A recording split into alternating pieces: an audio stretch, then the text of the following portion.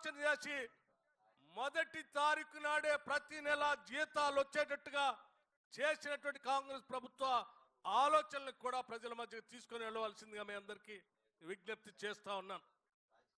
అంతేకాదు ఈ రాష్ట్ర చరిత్రలోనే కాదు, దేశ చరిత్రలో కూడా కేవలం 15 రోజుల్లో 18,000 కోట్ల రూపాయల్ని రైతు రుణమాఫీ పేరు మీద ఒకటేసారి 18,000 కోట్ల రూపాయలని కేవలం 15 రోజుల్లో ఇచ్చిన రాష్ట్రం ఈ దేశ చరిత్రలో ఎక్కడా లేదు.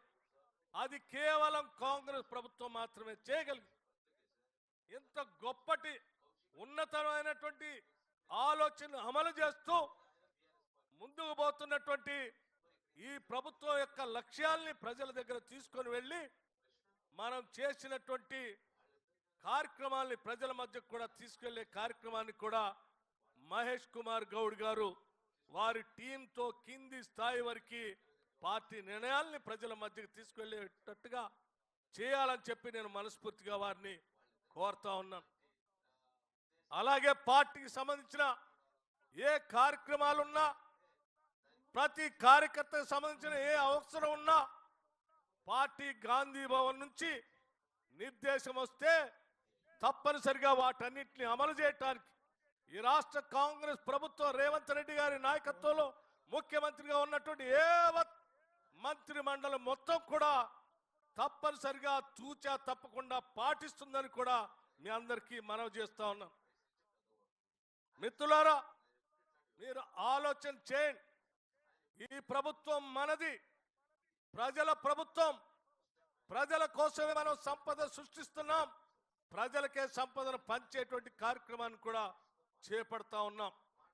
ఈరోజు కాంగ్రెస్ పార్టీ అధికారంలోకి వచ్చిన తర్వాత ఈరోజు కాంగ్రెస్ కార్యకర్తల కోసం, అట్లాగే కాంగ్రెస్ పార్టీ కోసం పనిచేసేటువంటి ఏ ఒక్క నాయకుడిని కూడా వదిలిపెట్టమని చెప్పడానికి చక్కటి ఉదాహరణగా ఈ మధ్యనే రాష్ట్ర ప్రభుత్వం నియమించిన కార్పొరేషన్ చైర్మన్లు మంచి ఉదాహరణగా నేను మీ అందరి దృష్టికి తీసుకొని వస్తా ఉన్నాను.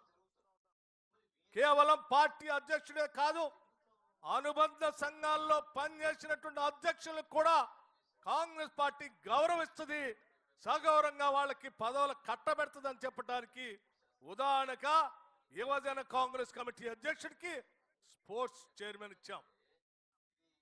ఎన్ఎస్సీ అధ్యక్షుడిగా పనిచేసిన అతనికి ఎమ్మెల్సీ పదవి ఇచ్చింది పార్టీ.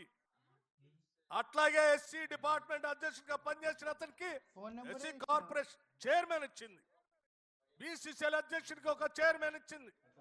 మైనార్టీ కాంగ్రెస్ అధ్యక్షుడికి కావాల్సిన విధంగా 2-3 చైర్మన్ల పదవులు ఇచ్చింది. మహిళా కాంగ్రెస్ లో పనిచేసినటువంటి వాళ్ళకి మహిళా కమిషన్ చైర్మన్ గా కూడా నియమించింది.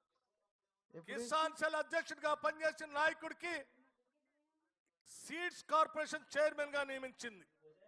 అనేక సంవత్సరాలు కాంగ్రెస్ పార్టీలో సేవ చేసినటువంటి కోదండ రెడ్డి గారిని అగ్రికల్చర్ కమిషన్ చైర్మన్ గా నియమించింది. ఇలా నేను చెప్పుకుంటూ పోతే అనేక ఉదాహరణలు చేసిన ప్రతి కార్పొరేషన్ చైర్మన్, ప్రతి పదవి కూడా కాంగ్రెస్ పార్టీలో అనాదిగా పనిచేసినటువంటి వాళ్ళకే ఈ ప్రభుత్వం తక్షణంగా వాళ్ళకు గౌరవించి పదవులు ఇచ్చింది. రేపు పొద్దున భవిష్యత్తులో కూడా కాంగ్రెస్ పార్టీలో పనిచేసినటువంటి కార్యకర్తలకి, నాయకుల్ని సముచితంగా గౌరవిస్తుందని మీ అందరికీ మనవి చేస్తూ, ఈరోజు ఎన్ఎస్ఐ నుంచి, యూత్ కాంగ్రెస్ నుంచి మెయిన్ కాంగ్రెస్ వరకు పనిచేసినటువంటి కార్యకర్తలకి, నాయకులకి మనం శ్రద్ధగా పనిచేస్తే రాష్ట్ర కాంగ్రెస్ కమిటీ అధ్యక్ష పదవి కూడా వస్తుందని చెప్పి మహేష్ కుమార్ గౌడ్ గారిని అధ్యక్ష పదవి ద్వారా నియమించడం ద్వారా కాంగ్రెస్ పార్టీ చేసి చూపించింది.